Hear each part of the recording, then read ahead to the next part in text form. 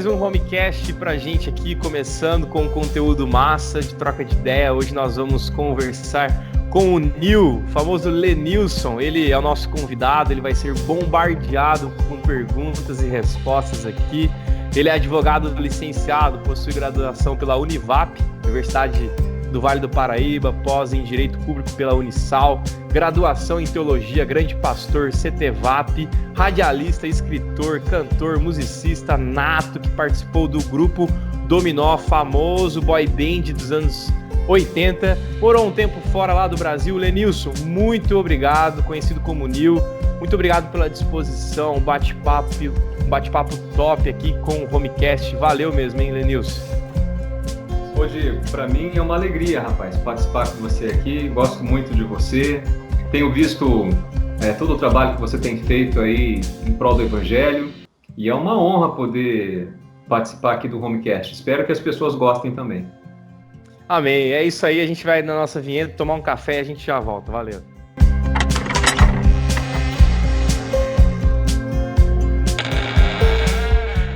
Em 2012, no site guiame.com.br, você disse, Nil, é horrível ter tudo o que as pessoas desejam e não ser feliz. Nil, o que é ter tudo? Conta um pouquinho da sua história e como chegou até lá. O que é isso? Então, eu comecei muito jovem com a música. Nós morávamos em São José dos Campos e a fábrica que meu pai trabalhava, ela se chamava Tecelagem Paraíba. E a fábrica entrou num processo que hoje seria de recuperação judicial, né? Na época acho que se chamava concordata, e passou a não ter dinheiro para pagar os empregados. Meu pai teve que se virar, a fábrica começou a fazer pagamento só com colchões para que os empregados revendessem os colchões. Foi uma fase muito difícil da nossa vida. E eu tinha uns 12 anos de idade. E eu queria começar a trabalhar também para ajudar meu pai. Mas com 12 anos, o que você vai fazer com 12 anos de idade? Como eu já havia começado a aprender música, a tocar violão, eu comecei então a dar aulas de violão. Paralelamente a isso, eu acabei, mesmo com 12 anos, 12, 13 anos, a montar uma bandinha de garagem. E a gente começou a fazer show. Porque a minha irmã, que você também conhece, a Lidiane, ela começou a cantar muito pequenininha. Ela começou a cantar com 4 anos de idade, já super afinada. E com 6 anos de idade, ela chegou a gravar um disco e começou a fazer shows. E eu comecei a acompanhar a minha irmã nesses shows. Logo depois eu comecei a cantar também. Juntamente com isso foi o que eu comecei também a... Imagina, dar aula de violão, eu dando aula de violão, mal sabia para mim mesmo e comecei a dar aula, mas era toda uma maneira de trazer mais dinheiro para casa, né? E Deus teve misericórdia de nós. Eu gostei de trabalhar com música e continuei por um tempo. Mesmo um garoto, pré-adolescente, adolescente, eu continuei com a música, só que eu sempre gostei de estudar, sabe, Diego? Eu sempre gostei de me dedicar ao estudo. E como a música não estava mais sendo interessante, porque eu ganhei pouquíssimo dinheiro nessa época. Com as aulas, era muito pouco que eu ganhava. Eu ajudava em casa, mas era um dinheiro, assim, pequeno, né? O valor era muito pequeno. Os shows que a gente fazia na época também, que a minha irmã cantava, e que depois eu comecei a cantar com ela, também a gente ganhava muito pouco. Muitas vezes a gente trabalhou de graça. Então, na plenitude dos meus 13 anos de idade, eu já não aguentava mais aquilo. E falava, não quero mais. Foi pouco tempo, né, de trabalho na música, mas eu falei, não quero mais, porque isso não dá dinheiro. Só que nessa época, veio para o Brasil um grupo chamado Menudo, que fez muito sucesso. E aí o Augusto Liberato decidiu fazer um grupo parecido, um grupo que tivesse as características semelhantes e que fosse destinado também ao público infanto-juvenil. E então ele criou o Grupo Dominó, do qual eu fiz parte. E como foi que eu fiz parte desse grupo? Meu pai sempre quis que ou eu ou a Lidiane seguíssemos a carreira artística. E quando surgiu a oportunidade, ele nos levou para São Paulo e nós participamos de vários programas de TV que permitiam a participação de amadores na época. E nessas idas e vindas de São Paulo, meu pai fez amizade com o Ivaldo Luizio e com o Paulo Ildefonso, que eram diretores, produtores do SBT. E foram eles que entraram em contato com a gente, dizendo que o Gugu estaria montando, naquela época, uma banda e precisava de mais um integrante, porque um dos garotos que ele havia apresentado para a gravadora não havia sido aprovado. Foi por isso que eu acabei entrando no Grupo Dominó. E fomos lançados em 1985. Eu tinha, na época, 14 anos. E foi um sucesso estrondoso. Era uma época pré-internet, o mundo não era como é hoje, o mundo era muito menor. Então, os meios de comunicação da época não eram como o que nós temos hoje. Era época ainda de long play, não é? Não era nem CD se tinha ideia, onde as pessoas compravam os discos realmente. Se você quisesse ouvir um disco, uma música em casa, você tinha que comprar o disco ou ficar esperando para ouvir pela rádio. E dentro desse contexto, puxa, o Grupo Dominó vendeu na minha época, deu mais de 1 milhão de discos, porque eu ganhei 5 discos de ouro e 4 discos de platina nessa época. Cada disco de ouro representava uma venda superior a 100 mil cópias. E cada disco de platina uma venda superior a 250 mil cópias, né? Então, foi um sucesso, assim, estrondoso, shows por todo o país. Conheci os principais nomes da música, os principais nomes da TV. Como eu comecei muito jovem, eu tive, assim, o prazer de conhecer Chacrinha, sabe? Fui muito ao programa do Chacrinha, com o Grupo Dominó. Flávio Cavalcante, que você não sei se já ouviu falar, mas quem é mais antigo conhece. A Hebe Camargo, Xuxa, videoclipes no Fantástico. Eu cheguei ao auge da carreira artística com 19 anos de idade, né? Conhecido no Brasil todo, com fã-clube até no Japão. Fiz uma carreira solo, fui empresariado pelo Renato Aragão, né, do qual eu gosto da amizade até hoje, inclusive do Dedé também, Dedé Santana. Fiz filmes com os Trapalhões, eu fiz 6 filmes com os Trapalhões. Então, eu pude experimentar o top da carreira artística, não é? Shows, na época do Dominó, por exemplo, eu cheguei a fazer shows para 110 mil pessoas em Fortaleza. Para você ter uma ideia do que isso significa, foi feito no estádio, que era o estádio Presidente Vargas. Diego, o estádio ele foi interditado depois do nosso show, porque a multidão arrebentou o estádio. Não foi uma coisa assim impressionante, porque ele não tinha estrutura para tanta gente. No Farol da Barra, esse símbolo de Salvador, nós fizemos um show que ali em frente virou um mar de gente, porque foi estimado que havia 80 mil pessoas no show que nós fizemos lá. Então foi essa realidade que eu vivi. Na minha carreira solo também, eu tive a oportunidade de fazer grandes shows, de participar de grandes eventos, melhor dizendo, dos principais programas de TV. Então, com 20 anos de idade, eu já tinha experimentado o top, o topo realmente do meio artístico. E eu poderia optar em continuar e tentar galgar mais degraus ou não. O problema, Diego, é que a parte bonita do meio artístico é o que a gente vê deste lado da câmera. Mas, infelizmente, o que ocorre nos bastidores não é tão bonito quanto o que a gente vê em frente às câmeras. Veja bem, eu tenho amigos, até hoje, do meio artístico, pessoas que eu tenho o maior carinho. Tem pessoas seríssimas trabalhando no meio artístico, profissionais de ponta. Mas, infelizmente, também há um lado muito feio, sabe, por trás das câmeras. E eu vi isso. Estou me referindo a drogas, estou me referindo a libertinagem. E Deus sempre me guardou das drogas, sabe? O Senhor sempre esteve comigo ali me guardando, nunca usei droga. Mas vi muitos amigos usando, não do grupo, mas de outros grupos que eu conheci. E aquilo me chocava, sabe? Aquilo me entristecia muito.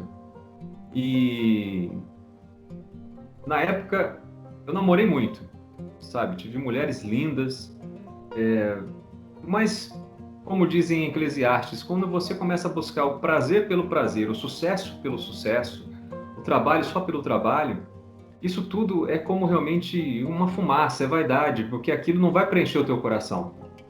Então, com 20 anos de idade, eu era um profissional realizado, com muita grana, mas um homem totalmente infeliz.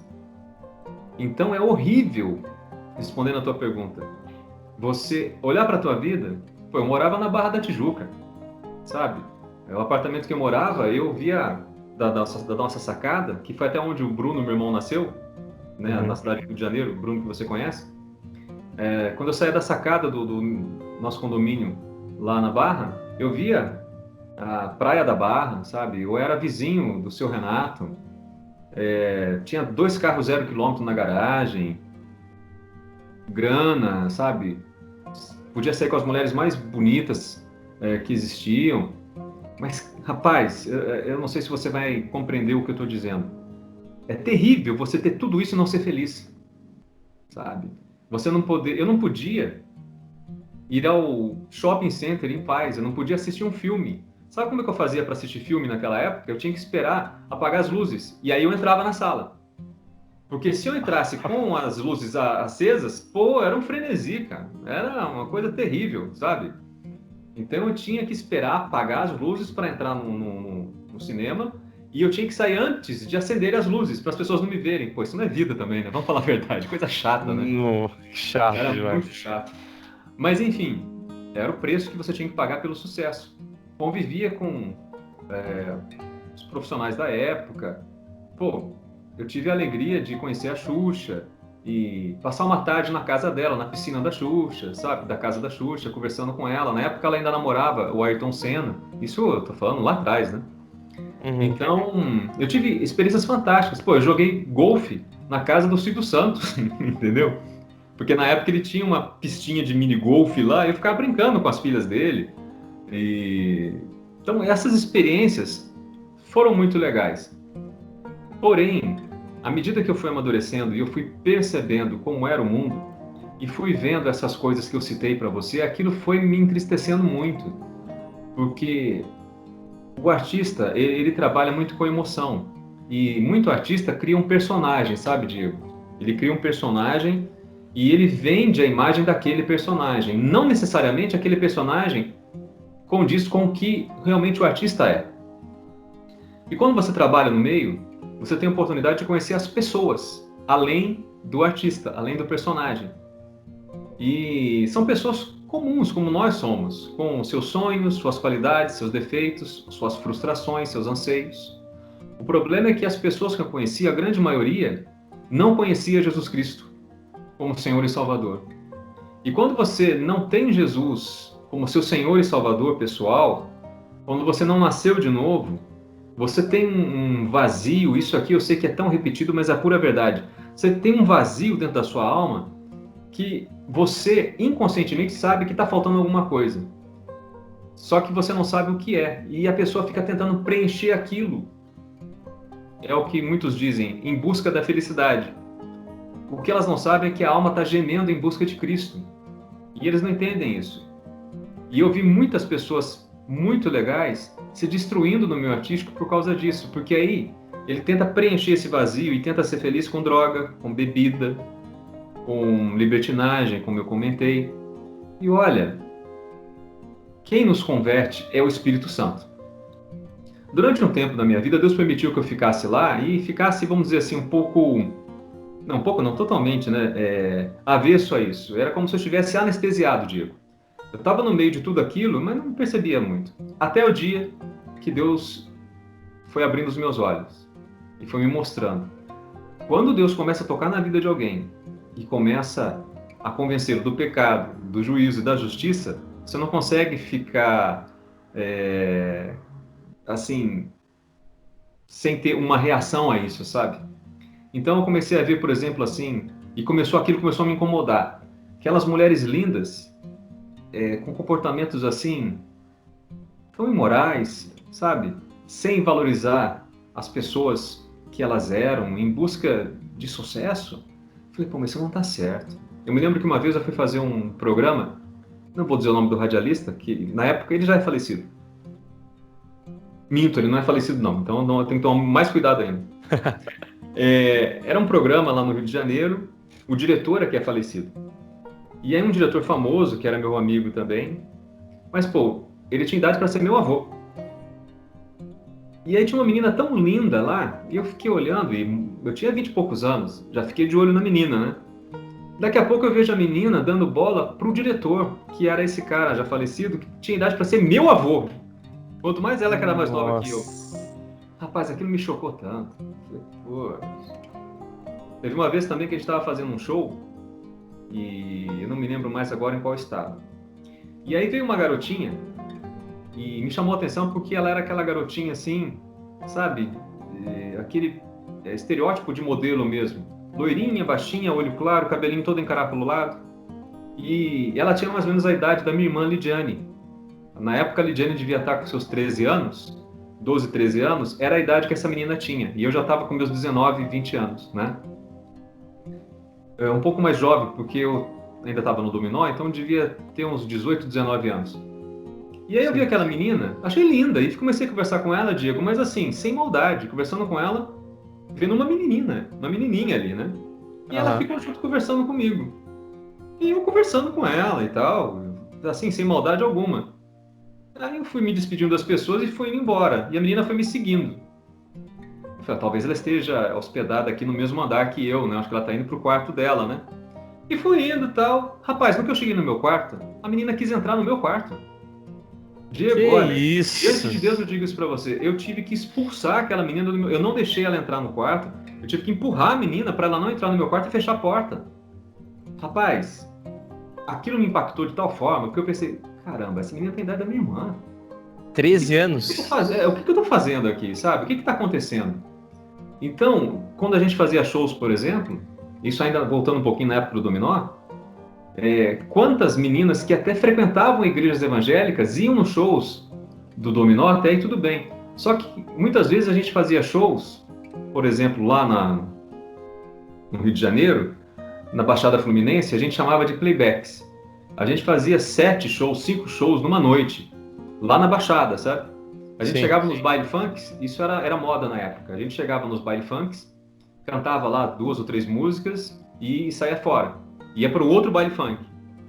E quantas meninas, e aquilo, desculpa, me perdoe as pessoas que frequentam e tal, mas não é um ambiente legal, entendeu? Para quem é da comunidade ali já está acostumado com o meio. Mas para quem não é, meu amigo, olha, é um negócio assim que te choca, sabe? E eu fiquei pensando, caramba, eu tô contribuindo para que essas meninas venham para cá e passem... Enfim, aquilo começou a mexer muito com a minha cabeça.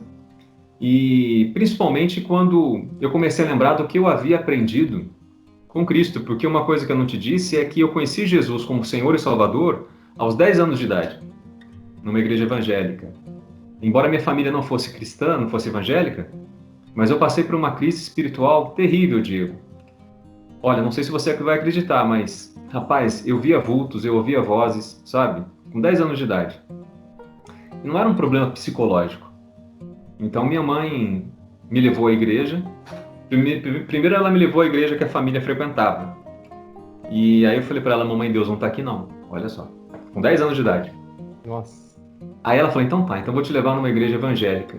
Porque a minha avó, mãe da minha mãe, já falecida, ela se converteu no final da vida. Então minha mãe sabia, conhecia já o que era uma igreja evangélica, embora ela mesma não fosse. E ela me levou àquela igreja evangélica, e foi uma igreja batista, lá em São José dos Campos. E aí, na igreja evangélica, naquela igreja, pequena igreja batista, eu conheci Jesus Cristo como Senhor e Salvador, e me entreguei a Ele. E adivinha o que aconteceu? Eu fui totalmente liberto de toda aquela opressão maligna. Porém, meu pai ficou bravo comigo e me proibiu de frequentar a igreja. E quando ele me proibiu de frequentar a igreja, o pastor, minha mãe conta, eu não me lembro direito, disse assim, olha, que bom que você quer ter contato com seu Pai do céu. Isso é muito bom, isso é importante. mas você também deve respeito ao seu pai aqui da terra. Então tudo bem, deixe de frequentar a igreja, porque na hora certa Deus vai te chamar de volta. Falei, caramba. Então eu parei de frequentar a igreja. Sempre que eu conto isso, eu lembro daquele versículo, se não me falha a memória, está em João. Lógico, isso aqui, Diego, eu só fui compreender anos depois, né? Depois que eu já estava convertido há muito tempo, e acho que já estava até fazendo seminário. Mas tem João, capítulo 8, versículo 36, é isso? Deixa eu ver aqui, eu estou procurando. Que vergonha, não estou encontrando. É aquele versículo que o Senhor diz assim, que aquele... Estou procurando aqui, depois aí na edição... João 8, o quê? Isso que eu estou procurando, rapaz, para falar para você direitinho, para não falar Que besteira. é o texto?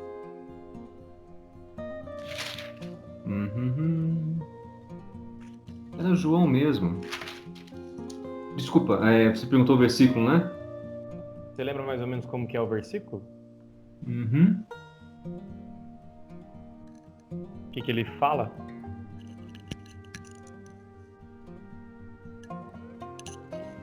É que essa Bíblia que eu estou fazendo devocional, agora a gente acostuma com Bíblia também, viu? Não, o versículo que eu estou procurando é aquele que o Senhor assim,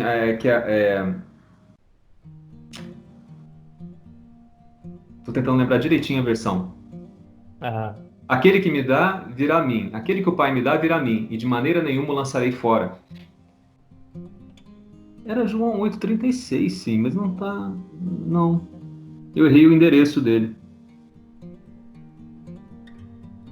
Quer ver o qual? Agora eu não posso. A gente já vê aqui rapidinho. João 6,37. 6,37. Joia, obrigado. É isso mesmo. Não sei porque ficou com 8. Isso, todo aquele que o Pai me dá. João 6,37. Todo aquele que o Pai me dá, esse virá a mim, e o que vem a mim, de modo nenhum o lançarei fora. Então, depois que eu me converti, mesmo que eu voltei para Cristo, esse versículo ficou, sabe, no meu coração. Porque foi o que aconteceu, porque o pastor, ele disse, tudo bem, seu pai não está deixando você vir à igreja, obedece seu pai, não vai criar problema com ele, e na hora certa você volta. Bom, essa hora certa demorou 12 anos, né? Na verdade, demorou 14 anos. Eu fiquei 14 anos afastado do evangelho. Passei por toda essa história que eu contei para você, fiz carreira solo, e aí, quando eu me conscientizei disso, que é horrível você ter tudo que as pessoas dizem que traz felicidade e você mesmo não ser feliz, eu entendi que eu deveria voltar para o único que poderia realmente me dar felicidade, que é Jesus Cristo. E aí eu voltei para o Senhor, deixei o meu artístico, porque para mim implicava deixar o meu artístico. Nem todo mundo precisa deixar a sua carreira, sabe, Diego, para seguir a Cristo. Mas alguns vão precisar. Até mesmo no meio artístico. Eu tenho amigos que continuam no meio artístico e são cristãos. O Kleberson, por exemplo, do Roupa Nova. Ele é cristão há muito tempo, o Serginho do Roupa Nova. E eles estão lá no meio artístico, né? No meu caso, não dava. No meu caso, eu tinha que romper realmente com aquela vida que eu tinha. E aí, voltei para Cristo. Fui batizado no dia 2 de outubro de 93. E ali, o Senhor mudou minha história. Eu já tinha voltado a estudar, porque isso também é uma coisa que acontecia muito na minha época. Muito artista parava de estudar para se dedicar à carreira. Eu também fiz isso. Então eu voltei a estudar e, graças a Deus, depois entrei na faculdade e fui fazendo os cursos que você mencionou. E aí me envolvi bem na igreja. E depois de um tempo que eu estava na igreja, eu percebi assim que eu precisava aprender mais de Deus, que só a escola bíblica dominical que eu frequentava não estava mais sendo suficiente para mim. Eu queria aprender mais, sabe? Eu queria conhecer mais de Jesus Cristo. Então eu decidi fazer seminário. E é interessante, eu não fiz seminário para ser obreiro, eu fiz seminário para conhecer Jesus, para conhecer mais de Cristo. Você é seminarista também, você sabe. Não que o seminário vai te converter. A gente já tem que chegar convertido no seminário. Assim como eu cheguei convertido lá. Mas para o convertido, puxa, olha, e que queira conhecer mais de Deus, é muito legal o seminário. Sim. E eu fiz um excelente seminário, o CETEVAP Assim, tive excelentes professores. É, tenho muita saudade de vários deles. Meus colegas também foram, assim, muito amáveis comigo. E muitos obreiros mesmo saíram da nossa turma, muitos pastores, missionários. E, e foi muito legal. Foi muito legal mesmo. Eu não sei, eu falo demais. Eu respondi a tua pergunta? Respondeu com certeza, Nil. Nossa, eu fiquei emocionado aqui, cara. Que história fantástica. A gente que é da década de 90, né? Eu sou de 92, então a gente não pegou muito esse momento, mas, cara, que fantástico. Como é apaixonante ver você falando de Jesus de forma apaixonada também, né? Isso é Ah, muito bom, né? eu amo muito o Senhor porque eu sei de onde Ele me tirou e o que Ele fez por mim, sabe? E como eu disse há pouco tempo aí para um amigo, a melhor parte da minha vida foi muito legal tudo que eu vivi no meio artístico, mas a melhor parte veio depois, que foi quando eu voltei para Cristo, né? Bom, Sim. altas experiências, sabe, que tenho tido até hoje. Olha, é muito legal. Servir a Cristo, se as pessoas entendessem quanto é bom servir a Jesus, era todo mundo convertido. Cara, que fantástico. E é realmente isso, né? Dentro dessa ideia, né, Nil, desse momento seu de fama e tal, me veio uma pergunta aqui, né? Como que é ter fama no Brasil, né? Porque você discorreu aí um pouquinho sobre essa ideia da fama e tal. E qual que foi a história mais louca que você já passou nesse momento de fama aí, 85, mais ou menos, Nil? Foi de 1985 até 92, 93 que eu fiquei no meio artístico, né? Sim, No caso do grupo Dominó, foi de 85 a 89 fiquei no grupo. Bom, sim. olha, como é ter fama no Brasil. Bom, naquela época, acho que hoje também não é muito diferente, não. Mas Aham. assim, sem querer ser maniqueísta, mas tem um lado bom e tem um lado ruim. Né? O lado bom é que te abre muitas portas, Sim. sabe? Assim, eu acho que eu posso falar agora, não com orgulho, tá? Porque é só um testemunho que eu estou dando aqui, não é para ninguém copiar o que eu vou falar agora. Mas, por exemplo, na minha época de adolescente, de juventude, a maioridade civil no Brasil era com 21 anos, hoje é 18, né? Então você só poderia ter a carteira de habilitação com 21 anos de idade. Por causa da fama, eu dirijo desde os 14. Pra você ter uma Puxa ideia. vida. Eu cheguei a dar autógrafo para guarda rodoviário, pra você ter uma ideia, o que a fama faz com a pessoa, Ela entendeu? te deixa em outro mundo, né? Parece que vive, né, em outro mundo, né? E o pior, digo, é que as pessoas te veem assim, sabe? Então, imagina, eu não tinha, pela lei, condição de sair dirigindo. E dirigia Sim. direto. Tudo bem que eu Aham. dirigia bem, mas estava errado, né? Tava Não estava errado. certo. Meu primeiro carro eu comprei com 14 anos, carro 0 km, 15, não, eu acho que eu já tinha 15 anos. 15 anos. Então, tem um lado de você ganhar dinheiro, porque Sim. o que as pessoas não sabem é que um artista profissional no meio secular que faça sucesso, ele ganha muito dinheiro, sabe? Ganha-se muito dinheiro com shows, com o próprio direito autoral. Então, tem esse lado também, né? Que é Sim. bacana. E agora, o ruim da fama é a falta de liberdade. Eu costumo dizer que o meu direito de ir e vir, o meu direito constitucional de locomoção, só foi garantido por Cristo, depois que eu me converti, porque Nossa. depois que eu me converti, eu saí do meio artístico. Eu ainda trabalhei com o meio artístico até 2003, porque eu apresentei o programa Gospel Online pela Rede Record e pela Rede TV, que é Rede Mulher, perdão, Rede Mulher que existia na época. Só Sim. que já era diferente, porque como cristão, embora eu fosse conhecido, mas as pessoas eram, não sei se a palavra é essa, mais respeitosas, mais comedidas, já se aproximavam de mim com um pouco mais de, de cuidado, não sei se é essa palavra, mas assim, é, de forma mais tranquila.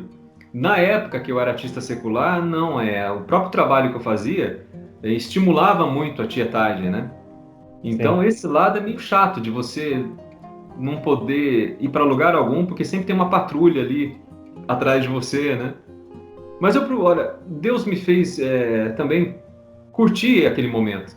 Eu chegava em São Paulo, no prédio que eu morava, Diego, praticamente todo dia havia, no mínimo ali, 2 ou 3 meninas fãs me esperando.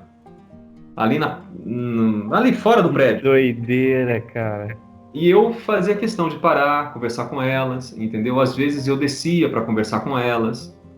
Porque eu pensei, puxa vida, essa menina tá saindo da casa dela para vir aqui para me ver, né? Então isso nem me incomodava, sabe? Vou bater papo. E fiz boas amizades, algumas que duram até hoje, para você ter uma ideia, daquela época. Agora, o lado também da fama, um lado ruim que eu falei por exemplo, durante muito tempo eu usei cabelo comprido, sabe? E meu cabelo é encaracolado. Então, Diego, quando meu cabelo cresce, acho que até hoje, ele vai ficando desse tamanho, assim, sabe? Até ele ganhar peso e cair, né? Cair. E aí, você tem que ficar usando produto, dá um trabalhão, né? Por isso que eu hoje entendo as mulheres quando elas demoram no banheiro para cuidar do cabelo. Dá um trabalhão aquele negócio. Mesmo a gente sendo homem, não tomando muito cuidado, mas ainda dá trabalho. E eu era meio desleixado, então assim, eu não ficava passando creme, essas coisas nada, então meu cabelo era desse tamanho. Mas quando eu ia para televisão, eu passava gel, fazia rabo de cavalo, então ele ficava comportado. E uma vez eu fui comprar alguma coisa, não sei se foi para minha mãe, o que foi. Isso foi em São Paulo. Aí eu fui lá no shopping, que cabelão desse tamanho. E aí a mulher me atendeu e tal. Aí no final do atendimento lá na loja, a moça chegou para mim e falou assim, olha, eu sei quem você é. Ah, sei. Olha, não precisa vir de peruca não, tá? Não acredito. Eu tive que pegar na cabeça e falar assim, não, é meu cabelo, olha aqui, ó. Não acredito. Ô, Nil, mas você perdeu alguns amigos dessa época por causa da conversão? É uma pergunta que não tá na nossa pauta, mas me interessou na hora que você estava falando. Isso aconteceu. Depois que eu me converti... E assim, de pessoas que olharam para você e falaram assim, olha, não dá mais agora. Não assim de forma tão direta, mas se afastaram. Eu me lembrei até esses dias, teve uma situação, por exemplo, que foi muito interessante. Eu já convertido, não é? Já há alguns anos servindo ao Senhor, fui convidado para dar um testemunho, acho que foi em Bauru. E assim Deus nos abençoou tremendamente naquele culto. E eu fiquei hospedado na casa do pastor. Aí um grupo de fãs, que era muito recente na minha conversão, pediu para se encontrar comigo na casa do pastor. O pastor conversou comigo, eu falei, tudo bem. Aí as garotas foram até lá falar comigo e, para minha surpresa, elas foram reclamar comigo por eu ter me convertido. E choraram, você acredita? Estavam chorando, assim. Não acredito. Rapaz, elas estavam assim, inconsoláveis porque eu havia deixado o meio artístico. E eu me lembro de estar falando para elas assim, não chorem não, eu tô bem, só se for de alegria, eu tô melhor agora. E nunca mais vi aquelas moças e provavelmente elas também nunca mais foram minhas fãs, né? Mas amigos, muitos pararam de conversar comigo. Pararam de conversar comigo, ficaram assim distantes, é como se eu tivesse contraído uma doença, sabe? Eu compreendo, hoje, qual é a visão que eu tenho? Que isso é até um agir de Deus, cuidando de mim. Porque se de repente eu continuasse em contato com alguns daqueles amigos, de repente o meu processo de conversão, ou melhor, de santificação, pudesse ser, de alguma forma, comprometido. Porque eles não conhecem Cristo, eles têm uma vida totalmente diferente do que o Evangelho diz que deve ser. Então, de repente, para me livrar de tentações, Deus teve, talvez, é uma maneira, não sei se eu estou falando o que realmente aconteceu, mas acredito que possa ter acontecido isso, um cuidado de Deus ali para realmente me separar para Ele. E digo isso até pensando na Bíblia, porque creio que é possível a gente até fazer um estudo na Bíblia e mostrando isso, que realmente quando você é separado por Deus, há um distanciamento teu com o mundo e com as pessoas que estão no mundo também.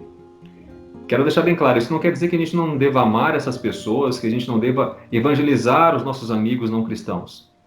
Mas, dependendo do comportamento que os nossos amigos tenham, vai ser inevitável essa separação, sabe?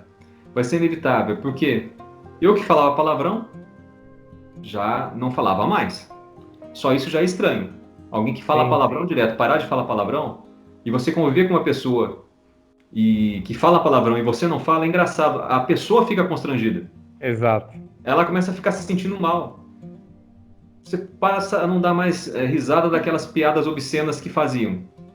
Tá todo mundo dando risada e você tá com aquela cara de, pô, coisa chata que o cara tá falando. Então você começa a ficar meio assim antipático para as pessoas, sabe? Elas não Sim, entendem o porquê daquela transformação na tua vida, porque a partir do momento que você se entrega a Cristo, você passa a não ser mais escravo do pecado, você passa a realmente ter liberdade para dizer não ao pecado, você passa a entender realmente o que é um procedimento moral. E como as pessoas não conhecem o Senhor e ainda, infelizmente, estão nas trevas, elas não conseguem entender você que está sob a luz de Cristo, né?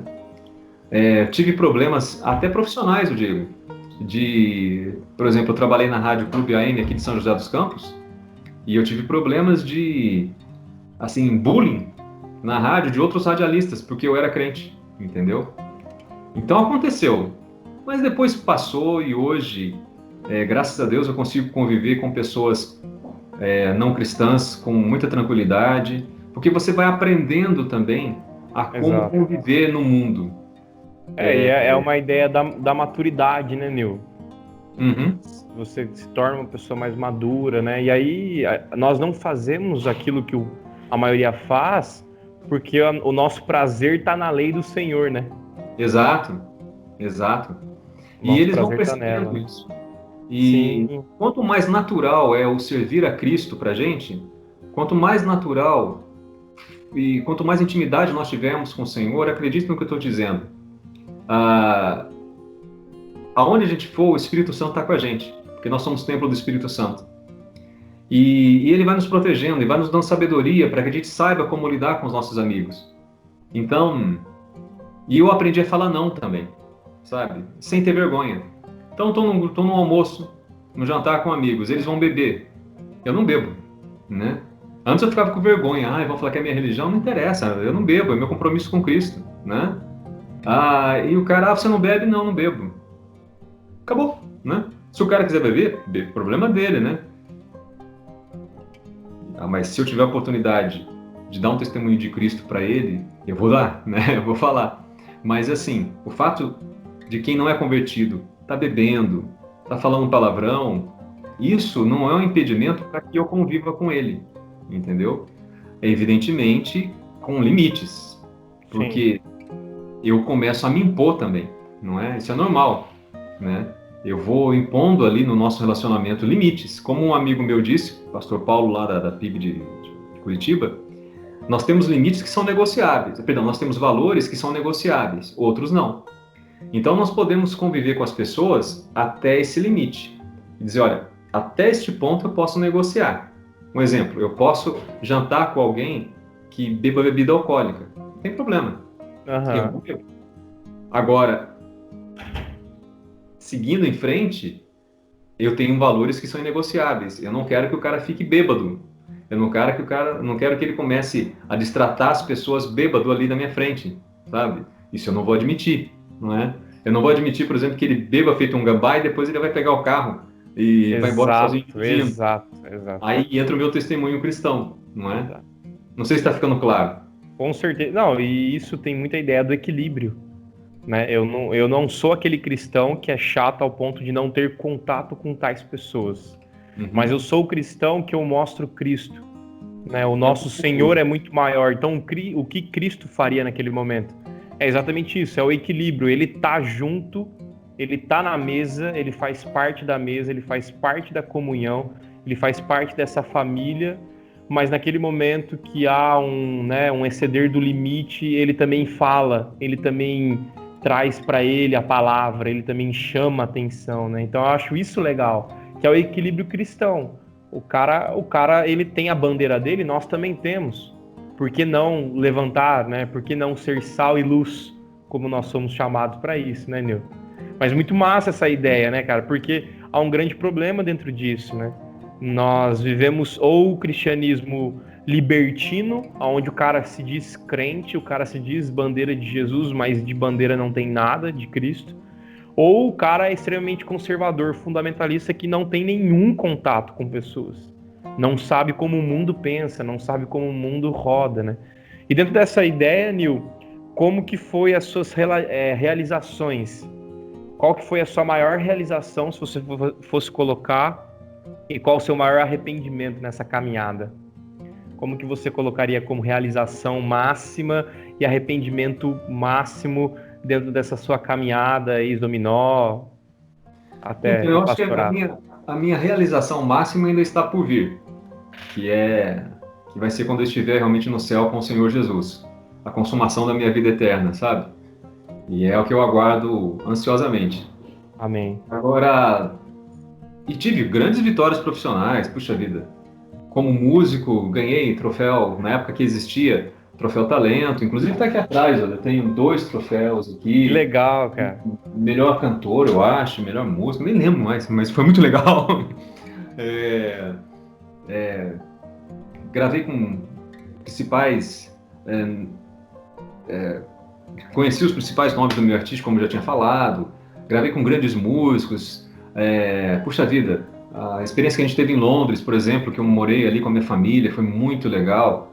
Foi de bastante luta, mas de muita vitória. Gravei um videoclipe em Londres com uma equipe da MTV de Londres. Imagina, super legal isso. Que massa. Então, no lado profissional, puxa vida, Sim, né? sim. E formar, porque até então na nossa casa ninguém era formado, né? Meus pais tiveram uma vida muito difícil e não puderam prosseguir no estudo formal. Então, eu fui o primeiro da família a prestar vestibular, a fazer faculdade. Então, sabe, você se formar assim, numa família humilde como é a minha, e você ser graduado, puxa, isso é muito legal.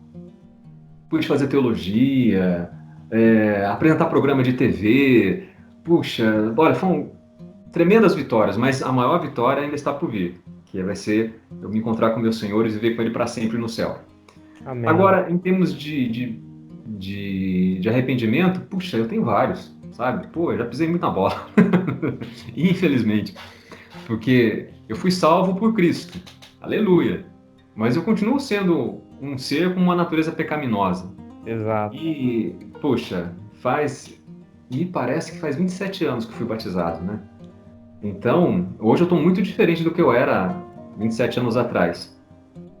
Graças a Deus. Mas ainda falta muito para chegar a Jesus, né? Falta muito ainda para chegar ao. Eu sei que eu nunca vou ser como o Senhor, mas eu estou dizendo, Ele é o nosso exemplo maior, né? E Sim. nesse processo, eu fiz muita burrada, sabe? Eu acho que uma das meus maiores arrependimentos foi ter dado ouvido a profecias falsas, sabe? Isso aí foi olha, tanto que depois eu acabei escrevendo no meu TCC do seminário, inclusive até penso um dia em lançar um livro, fazer do TCC um livro. Estudei essa questão de profecias, sabe? Ou como a Legal. gente começa a dizer, das profetadas, né? Então, no começo da minha conversão, e eu ouvi muitas profecias assim, e com todo respeito aos irmãos, por favor, eu não quero aqui também deixar ninguém chateado com isso, mas um dos meus arrependimentos foi ter dado ouvido a pessoas que diziam que era Deus falando e não era. E aí me fizeram tomar atitudes assim que eu me arrependo até hoje. Mas sei que o Senhor já me perdoou, que me renovou e tem me mantido ao lado dele. Amém. Cara, relacionamentos, família, amigos, como que você lida hoje com, Hoje eu lido isso? muito bem. Eu sempre tive dificuldade com isso, eu sempre fui um cara muito fechado, mas é aquilo que a gente está conversando. Cristo é o nosso exemplo. Aquilo que eu comentei sobre o jantar, puxa, o meu maior exemplo é Cristo, né? Puxa, Diego, para pensar. O Senhor, ele conseguia, no seu ministério terreno, ficar tanto com pessoas que criam nele, quanto com pessoas que não criam nele. Ele ficava tanto com fariseus, como com publicanos, com discípulos e ao redor até de prostitutas. E mesmo assim, ele não pecava. Ele continuava ali Exato. com a postura dele íntegro, né? E as pessoas tinham prazer em estar ao lado dele. E isso foi uma coisa que Deus trabalhou no meu coração. Eu falei, peraí, eu como crente, eu tenho que ser um cara legal. As pessoas têm que gostar de ficar perto de mim. É muito chato Por exemplo, Philip Yancey escreveu aquele livro Maravilhosa Graça, não sei se você já leu. Grande, né? Escreveu aquele livro porque ele disse o seguinte, que ele estava evangelizando uma prostituta, era uma menina que era prostituta, e ele convidou a menina para ir à igreja. E aí ela falou assim, eu ir à igreja ou não? Eu já me sinto muito mal como eu estou, eu não preciso ir à igreja para que eles me façam me sentir pior ainda. Aquilo mexeu com ele. Eu falei, caramba, o que a gente está fazendo aqui?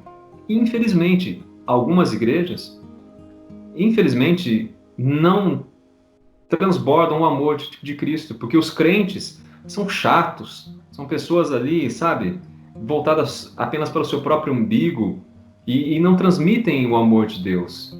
Isso é uma coisa que eu não quero jamais para mim. E abrindo um parênteses, esse transbordar do amor de Deus foi uma das características da nossa igreja que fez com que a gente se tornasse membro. A maneira que a nossa igreja recebeu a minha família, a maneira que a nossa igreja me recebeu, a maneira que nós somos tratados até hoje, tantos amigos ali que eu nem vou agora elencar o nome para não esquecer de ninguém, mas como é gostoso estar com vocês, sabe? Como é gostoso estar na nossa igreja ali, como é gostoso estar com gente que a gente sabe que foi transformada pelo Senhor e que nos ama.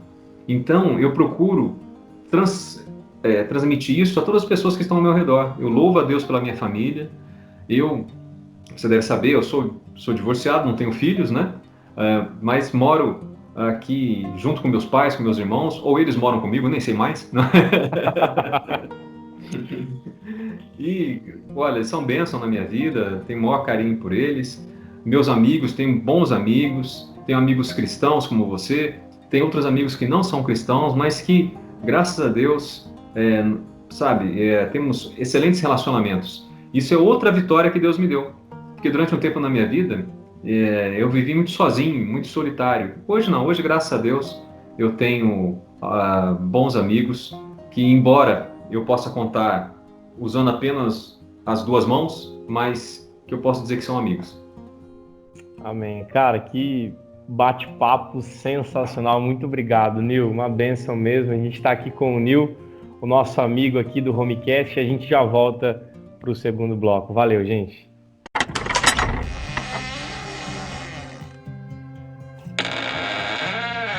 Estamos de volta com o nosso Homecast, bate-papo especial com o Nil aqui, ex-dominó, um pastorzaço, um amigo nosso aqui. Muito bom, Nil, muito obrigado.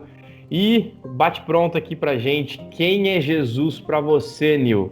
Se você fosse responder, quem é Jesus? Quem é Jesus? O que é Jesus?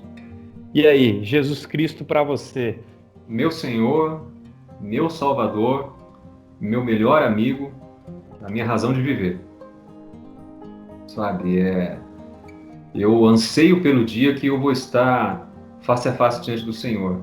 E uma coisa que eu tenho perseguido é procurar ter cada vez mais intimidade com Ele. Eu li muitos anos atrás um livro chamado Caçadores de Deus, não sei se você já ouviu falar. Eu acho que agora eu estou começando a compreender o que aquele autor quis dizer. Porque realmente nessa vida, Diego, o que a gente precisa é do Senhor. Agora, nessa época de pandemia, tanta coisa errada que está acontecendo, pessoas muitas vezes desesperadas, até os nossos governantes meio perdidos por aí. E aí quando você vai para a Bíblia, você tem um consolo para a tua alma de ver que, olha, tudo está acontecendo de acordo com a vontade de Deus. Olha, tudo tem um propósito. O Senhor disse que antes que Ele viesse, aconteceriam sinais, dentre eles epidemias. E tudo isso está seguindo um roteiro que foi predeterminado por Deus desde a eternidade. Ou seja, o Deus que habita em você, pelo seu Espírito, está no controle. Você não está sozinho. Ele não desistiu de você. Você não está correndo perigo.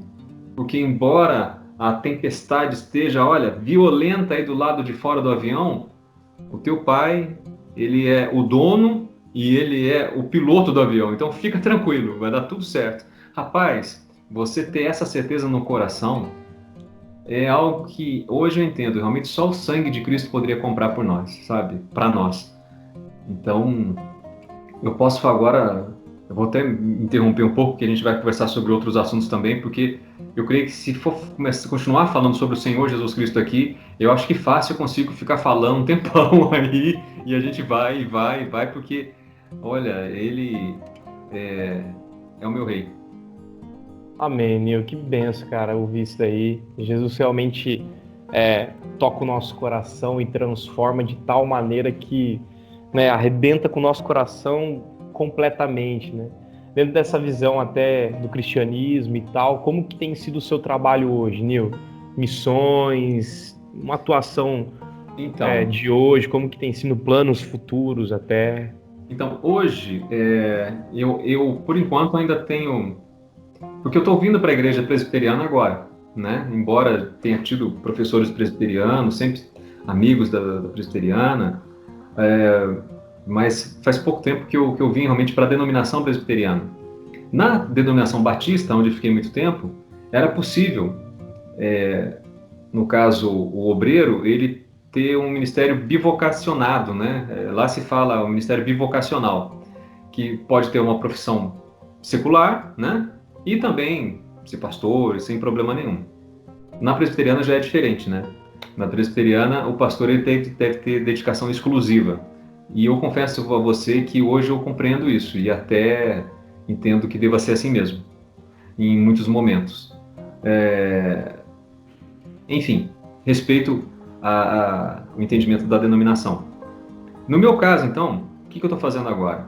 Eu sou assessor de desembargador, né? Eu sou assessor do desembargador Gamaliel Semiscaf, um cara genial também, fantástico, um cara cristão, um cara que você pode também um dia entrevistar, se você quiser, um cara muito legal, muito acessível, tem uma história muito bonita também. E eu sou um dos assessores dele. Embora seja advogado, não advogo porque eu estou ligado ao tribunal. Legal. Na minha vida profissional, é o que eu tenho feito, né?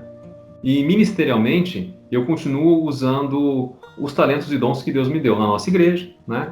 Tendo a oportunidade ali que o pastor Carlos e o conselho me dá de poder pregar o evangelho, de poder ministrar louvores, não é? Juntamente com meus irmãos.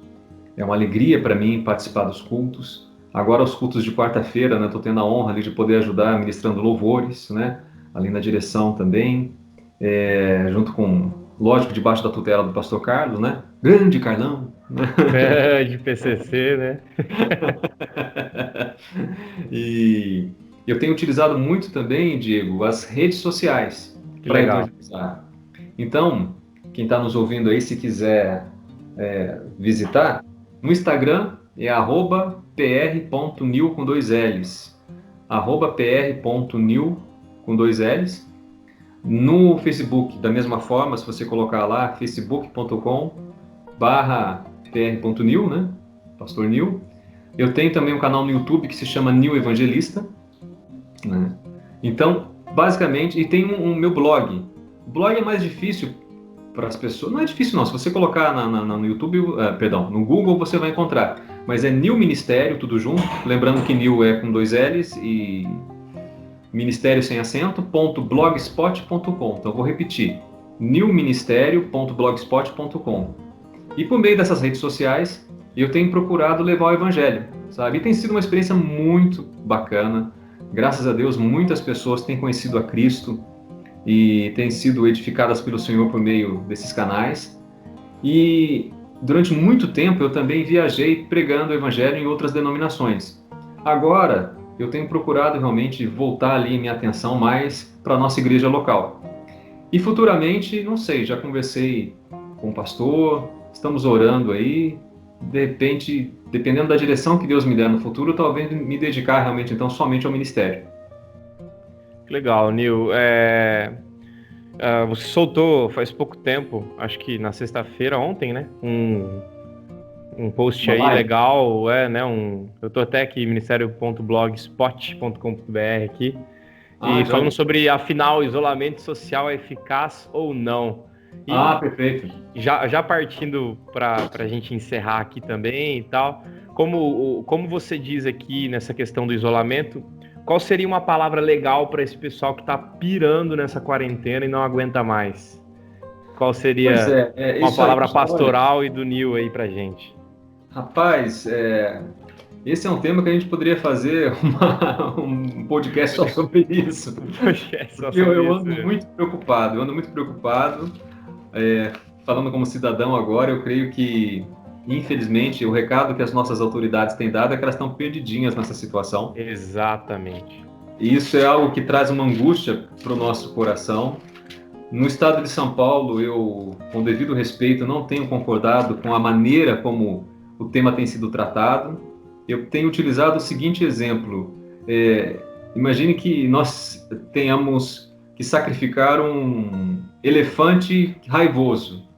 Não há mais cura para aquele animal, ele precisa ser sacrificado. Ok, como é que a gente vai sacrificar esse animal? Não é possível chegar perto dele? Não é, ele tá terrível, tá atacando. E aí alguém decide usar um canhão. Eu falei, pô, pera, um canhão? Para que usar um canhão para matar um elefante?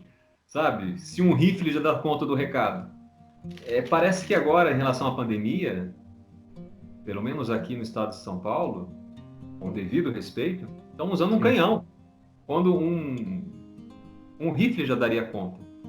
Eu creio que o isolamento social, não estou falando contra ele, eu acho que pode ser feito, mas de uma maneira menos agressiva. Eu me lembro, eu enfrentei, assim como as pessoas, acho que você também, pela sua idade, você também, a questão da H1N1, né? Lá em 2009.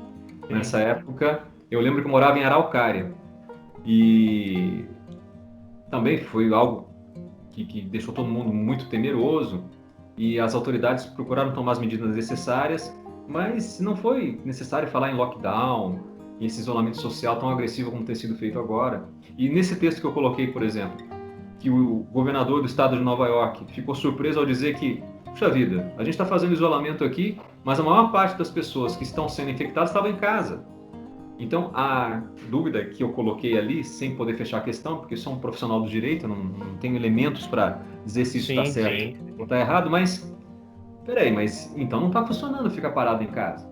Então, tanto faz você ficar em casa quanto não ficar em casa, desde que você tome medidas de distanciamento e outras mais, de asepsia, mas é algo que, uma pergunta que, na minha opinião, os governadores, os prefeitos deveriam estar trabalhando com mais afinco, porque, sem dúvida alguma, da maneira que a coisa está indo, o impacto financeiro e econômico é terrível.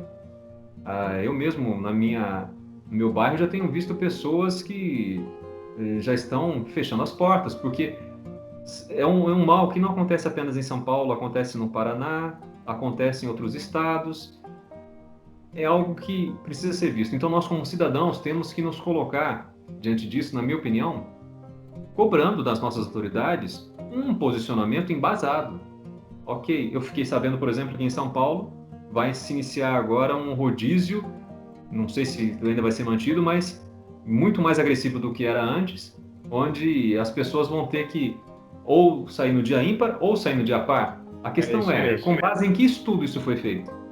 Me diga por que isso vai ser benéfico para impedir o avanço da pandemia. Porque se você proíbe carro na rua, você vai estar sobrecarregando um modal que é o transporte público. E aí você vai estar sobrecarregando o metrô, você vai estar sobrecarregando ônibus e vai ter aglomeração lá. Então me explica por que isso vai diminuir a pandemia. Exato. Eu acho que os governadores têm que parar as autoridades, de uma forma geral, de lidar com a gente como se a gente fosse imbecil. Eu acho que elas têm que chegar e dizer, nós vamos fazer isso por isso. Nós não vamos fazer isso porque a gente não tem certeza se vai dar certo. Apesar que isso, vamos ser francos, eles nunca vão dizer, né? Agora, a palavra bíblica, para nós nesse momento, resume-se na pessoa de Jesus Cristo. É o Senhor que vai poder nos proteger. É Ele. E tem um salmo que eu quero deixar para todas as pessoas que estão nos ouvindo, que é o Salmo 46. Mesmo dentro desse cenário, mesmo dentro dessa minha discordância com as políticas públicas que estão sendo tomadas, eu volto os meus olhos para o meu Senhor, porque o Salmo 46 deixa muito claro que Deus é o nosso refúgio e fortaleza, socorro bem presente nas tribulações. Então, o Senhor que vai nos socorrer neste momento. Não vai ser o governador A, não vai ser o governador B, não vai ser o prefeito A, o prefeito B, não vai ser o governo federal. Quem realmente pode nos dar vitória neste momento da pandemia é o Senhor Jesus Cristo. É nele que nós temos que buscar refúgio, é nele que nós devemos nos abrigar, porque ele vai nos proteger, porque é a promessa dele. Aí alguém pode ouvir e dizer, mas esse cara tá doido, tá querendo dizer então que só porque ele é crente não vai ficar doente? Não, não é isso que eu estou falando. Estou falando de uma proteção muito maior do que essa. Porque a doença pode ocorrer tanto para o crente quanto para o descrente. Agora, a consequência dela vai ser diferente para ambos. Por quê? Porque o cristão ele tem certeza da vitória. O cristão tem certeza, segundo o que ele lê em Romanos capítulo 8, versículo 28, se não me falha a memória, que tudo coopera para o bem daqueles que amam a Deus. Ele sabe que ele não está mais separado de Deus. Ou seja, ele sabe que ele vive uma íntima comunhão com o Deus que criou o universo. E ele sabe que a vontade de Deus é boa, ela é perfeita e ela é agradável. Portanto, o Senhor tem tanto poder para o livrar da pandemia, como ele tem poder para ser glorificado na vida do cristão, mesmo que ele seja cometido do coronavírus. E para o cristão, a morte já não é mais aquele inimigo de 7 cabeças que era para ele antes da sua conversão. Porque ele sabe que ele tem a promessa do Senhor com ele, que ainda que ele morra, ele viverá. Porque assim como Cristo ressuscitou, ele também ressuscitará no último dia pela sua fé em Jesus Cristo. Ora, se a morte não tem mais o poder de me trazer medo ao coração, o que é uma pandemiazinha qualquer? Se Deus é o meu refúgio, se Deus é a minha fortaleza, até mesmo uma pandemia se transforma numa questão de segunda, de somenos, de menor importância. Porque eu sei em quem eu tenho crido. E eu sei que tudo coopera para o nosso bem. Espero que as pessoas tenham compreendido isso. E mais do que tudo, espero que as pessoas possam tomar uma decisão de realmente confiar em Cristo e segui-lo a partir desse podcast que a gente está fazendo. Amém, amém. Conversamos aqui hoje com o Nil, que é um amigo profundo aí que a gente está estreitando os laços. Nil, muito obrigado. É tão bom ver Jesus na sua vida, cara. Que bênção. Amém, meu amigo. Que bênção, muito bom. Muito obrigado. Agradecemos de coração a galera do Homecast aqui. E valeu, galera. Muito obrigado. Curtam, compartilhem, mandem no zap aí. A gente está aí no IPJA, lá no canal no YouTube. O Nil também deixou os seus meios de comunicação aqui. Nil, muito obrigado, viu? Foi uma bênção. Obrigado, Diego. O prazer foi meu. Peço perdão aí aos amigos que nos assistiram se eu fui tão prolixo quanto eu acho que fui, mas eu tenho um amor tão grande pelo Senhor, eu quero tanto que vocês conheçam a Jesus, que às vezes eu me sinto, mas que a paz do Senhor Jesus Cristo esteja com todos vocês. Forte abraço, Diego. Obrigado. Amém. Foi muito bom. Valeu, galera. Deus abençoe. E até semana que vem. É nóis.